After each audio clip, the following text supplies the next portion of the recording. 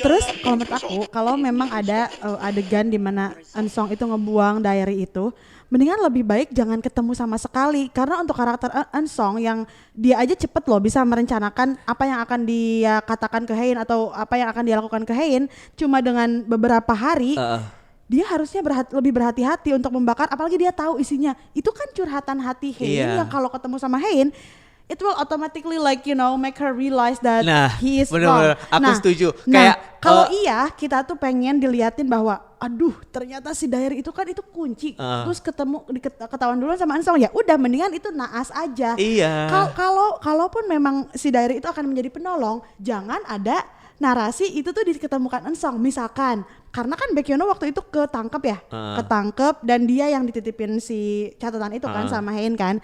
Ya karena ketangkep dia nggak ngeh itu tuh jatuh, ternyata ketinggalan aja gitu kok di rumah sakit itu, gitu, ya. Jangan ada adegan atau kita dikasih tahu bahwa waduh dibakar Eun-sung. Gitu dia simpennya tahu itu belum ke sepenuhnya terbakar, dia buang ke dia tinggal es, aja gitu. Dia tinggal di es, ya iyalah nggak akan jadi kebakar kan. Aku merasa kayak untuk semacam sejenis Eun-sung apa yang sekelas itu terlalu Eun-sung, reckless gitu. Terlalu reckless. Iya, terlalu reckless. Betul. Karena buat orang yang udah plotting kejahatan sejak sekian lama dan mengklaim bahwa dia lebih jahat daripada ibunya yang juga plotting sejak sekian lama gitu. Dan ingin mengeliminasi apapun yang mengingatkan Haen terhadap ingatan dia yang lama. Itu terlalu reckless menurut aku. Padahal sebenarnya kalau misalkan memang dia berniat untuk menghilangkan barang bukti, nggak usah dia bakar, dia sobek aja satu-satu itu little pieces, terus dia tebar aja di entah di mana gitu, maksudnya di sepanjang Jerman gitu, ke air atau di sungai gitu ya. Iya, maksudnya kayak jangan ditinggalin di satu tempat aja karena dokumen pemalsuan aja yang udah dihancurkan aja Haen sama Baekhyun masih bisa selotip lagi gitu maksudnya. Iya, itu tuh kayak itu aja udah sesuatu yang bilang kalau orang-orang jahat di sini tuh reckless gitu. Kayak barang bukti sepenting itu dihancurkan dengan cara yang semudah itu gitu maksudnya. Dan bener sih kayak memang sih kita nggak mungkin pembelaannya kayak tapi kan Eun-sung nggak tahu kalau tiba-tiba akan hujan dan salju gitu misalkan ya. Tapi tetap aja harusnya lo kalau mau bakar dirobek dirobek satu dulu terus dibakar. And jadi, watch it until it's fully burned. Iya gitu, jangan langsung ditinggal. Untuk sekelas gitu. Eun-sung ya, kalau memang dia ingin mengeliminasi semua barang bukti. Kayak please. itu sih. Itu juga salah satu komplain aku sih dan karena kita dikasih bahwa si buku catatan itu tuh akan menyelamatkan gitu loh, akan menjadi barang penting yang membuat Haen sadar bahwa Baekhyun itu special someone-nya dia gitu.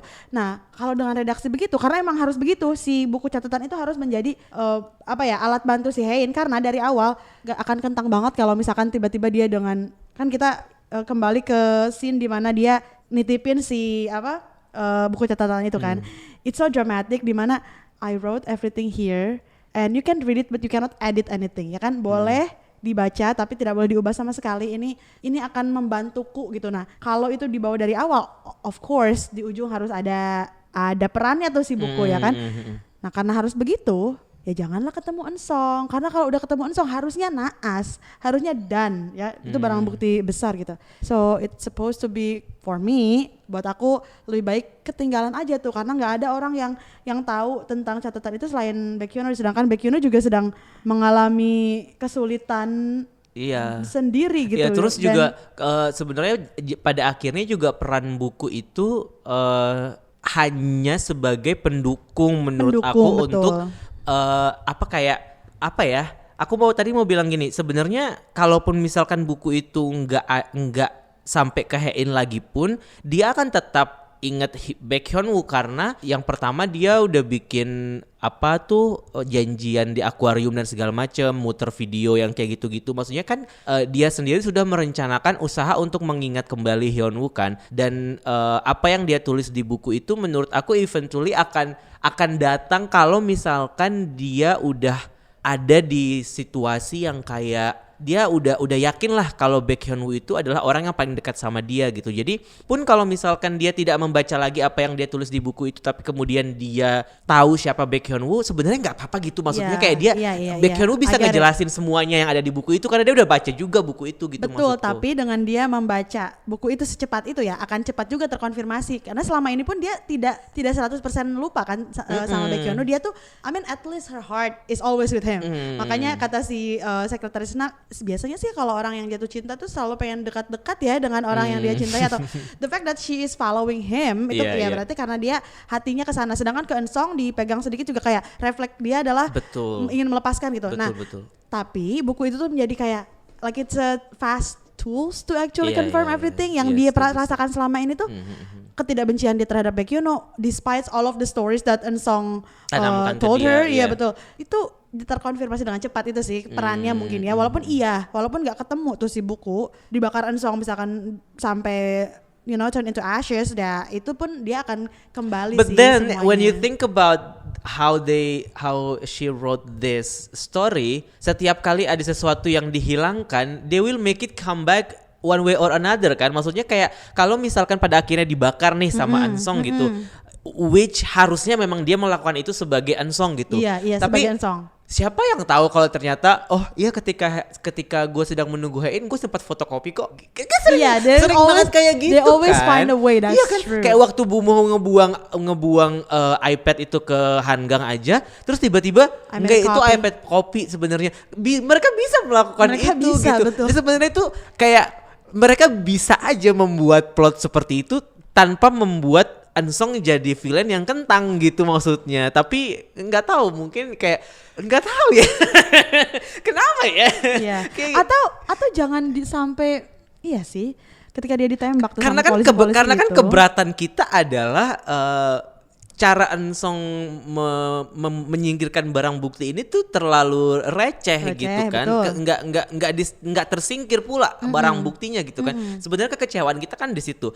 Apakah pada akhirnya nanti benda itu akan datang ke Hae-in dalam bentuk yang berbeda kan? Ya udah bebas aja, yang penting lu jangan bikin Eun-sung ini jadi orang reckless. Reckless aja gitu kan. Sebenarnya komplainnya itu kan. Jadi iya betul kalau misalkan pada akhirnya diary itu akan jadi benda yang penting, setuju. Dan apakah itu nanti pada akhirnya akan membantu Hae-in untuk mengembalikan kenangan dia?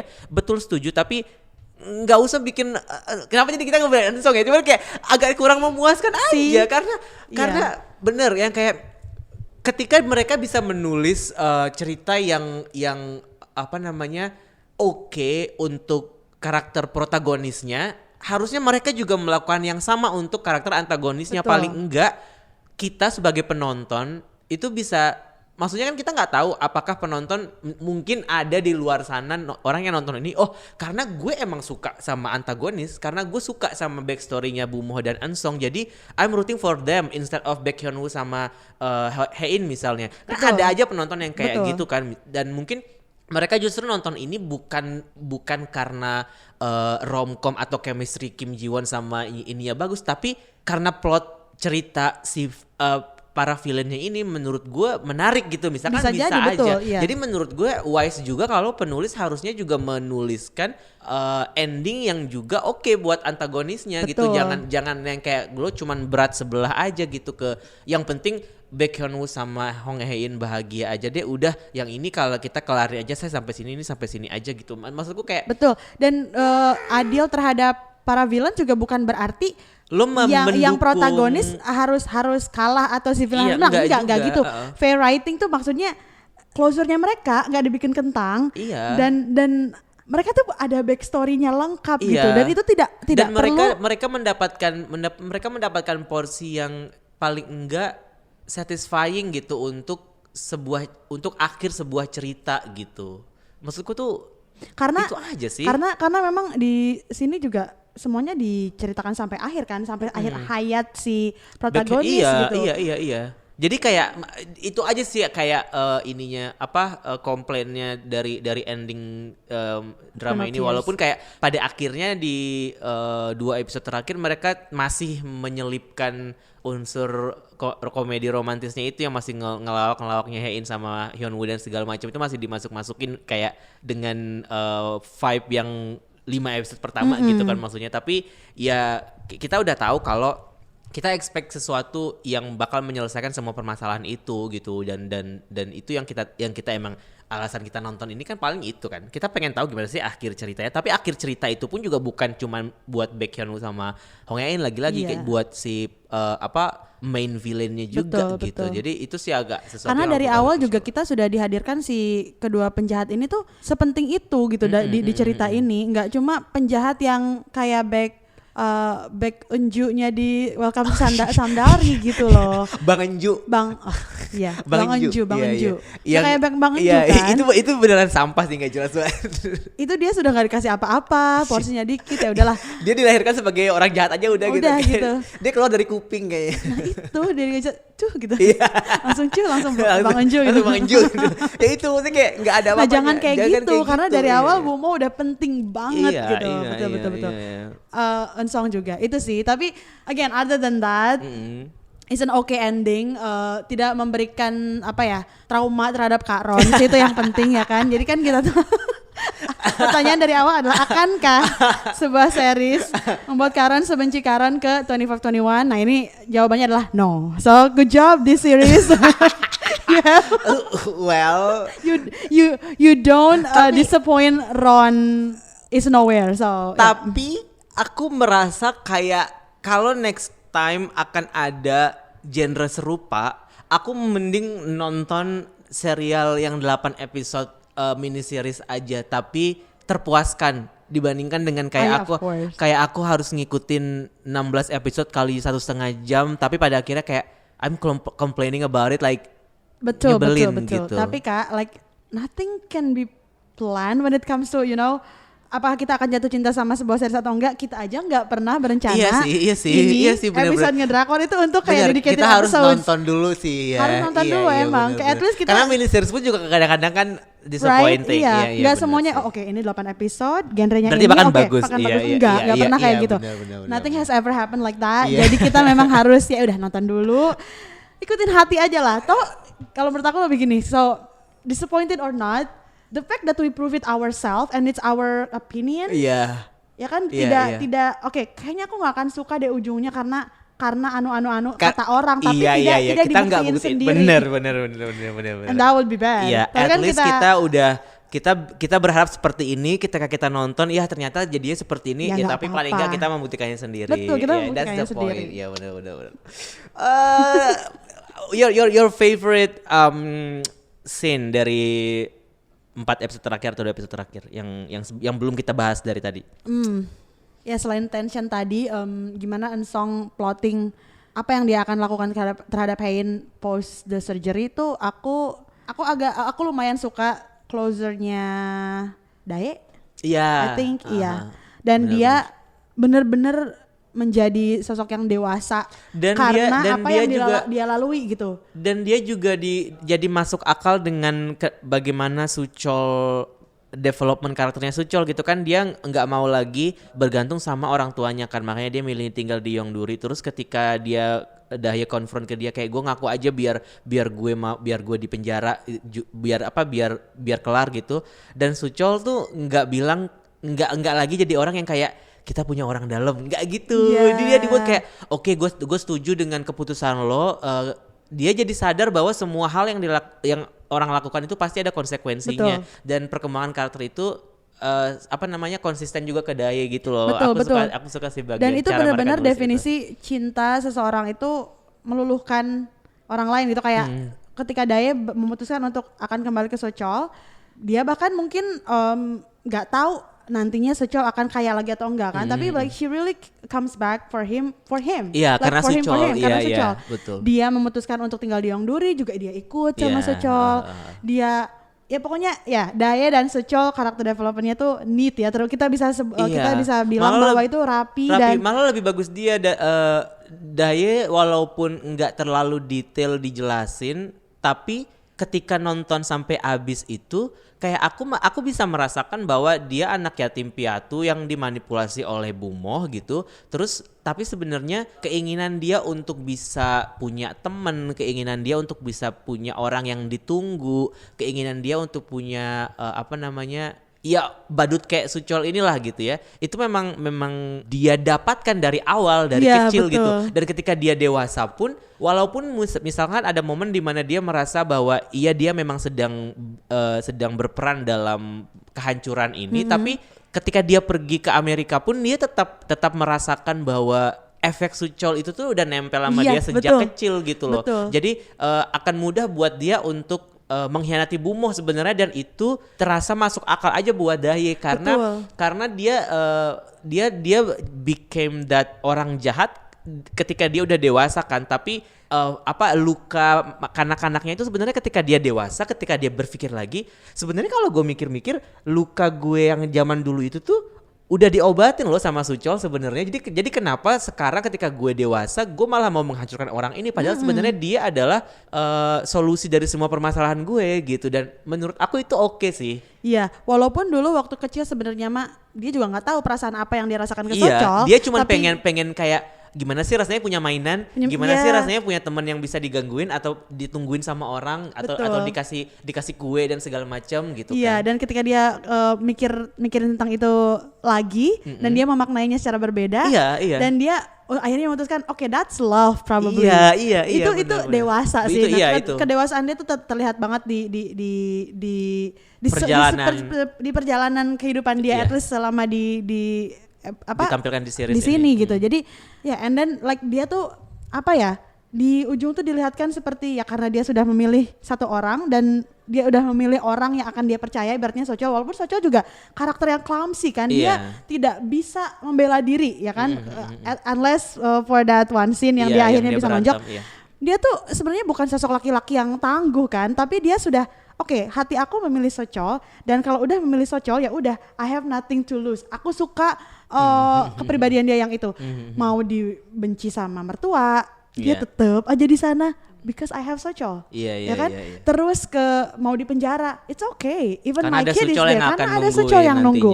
Gitu. That assurance for someone is the best thing yang ever. bisa didapatkan oleh seorang manusia ketika seseorang udah merasa begitu, dan aku mau apapun yang terjadi kepadaku nggak akan membuat aku ibaratnya helpless dan hilang arah ya, karena ada orang ini loh. Karena pada akhirnya Daye itu dari awal dia cuman pengen, ibaratnya kayak dia cuman pengen punya seseorang untuk pulang, dan pada akhirnya dia mendapatkan itu juga. Pada akhirnya dia dapat itu, dan orang itu adalah Suchol gitu. Iya, dan dia bukan nggak mau berpisah juga sama orang itu. Iya. Di penjara kan dia bertahun-tahun kan, karena terbukti dengan Gono yang membesarnya lumayan gitu. Mungkin 4-5 tahun ya dia di penjara, tapi she doesn't like feel afraid about it. Iya, karena dia udah punya keyakinan bahwa Suchol akan nungguin gue gitu. Jadi hubungan mereka tuh sehat gitu loh. Iya. That's good. Sehat, dan dia nggak tiba-tiba bucin sama Suchol, enggak. Kalau bucin dia akan ikut sama perencana Suchol dong. Oke. Please hire me like the best pengacara gitu kan. Nanti jangan sampai aku sampai ke penjara. Enggak, ternyata emang perbuatan yang udah aku lakukan harus dibayar. Iya. Tuh aku nggak akan takut, you are still be there. Iya. Itu oke banget. Itu oke banget. Kalau aku salah satu adegan yang aku suka dari beberapa episode terakhir itu waktu mobil Hein ditabrak di Jerman, terus Baekhyun mikir ada Hein di dalamnya. Walaupun agak ekstra ya Mas, cara menghancurkan, memecahkan kacanya dengan tangan tuh kayak agak ekstra. Cuman kayak karena memang Baekhyun digambarkan makin bucin kan, menuju akhir tuh dia gini nih, naik curve kebucinan dia gitu. Tapi aku itu suka banget karena dari adegan dia masuk ke toko, terus dia nerima telepon, terus kayak tiba-tiba cepet gitu connecting dots-nya tuh cepet, terus tiba-tiba dia keluar nyari Hein, terus tiba-tiba mobil itu ketabrak, terus kayak aku kayak wait, what?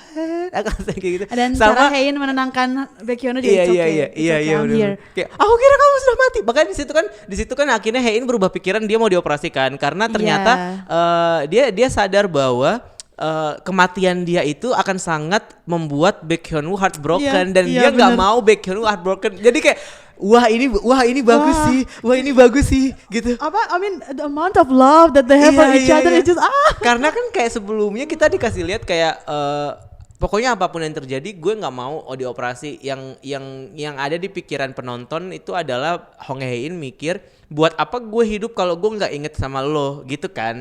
Makanya dia nggak mau dioperasi, mendingan gue mati tapi gue mati masih tetap mengingat kamu gitu kan. Nah aku pun juga sempat berpikir sih kayak apa yang kira-kira pada akhirnya nanti akan membuat dia berubah pikiran di 2 episode terakhir ini gitu. Apakah pada akhirnya dia tidak jadi dioperasi dan kemudian dia mati seperti harapanku gitu, atau apa gitu. Nah aku nggak menyangka kalau ternyata momen itu yang pada akhirnya bikin dia jadi kayak akhirnya dia sadar kalau ternyata nggak ada gunanya gue hidup kalau misalkan lo mati. Dan ternyata orang yang dia sayang ini memang sepengen itu melihat dia hidup, karena kalau dia nggak ada dia akan sangat heartbroken banget dan akan begini iya. dan she doesn't want him to be like makanya this. reaksi dia pas ngelihat Beckham langsung yang kayak lama di shoot gitunya agak lama, terus kayak dia dan dia sempat ada kebingungan juga. Iya, ada Kim Ji-won portrays that so well. Aku tadi aku sebenarnya pengen mention itu juga. Jadi kayak pas momen itu dia ngelihat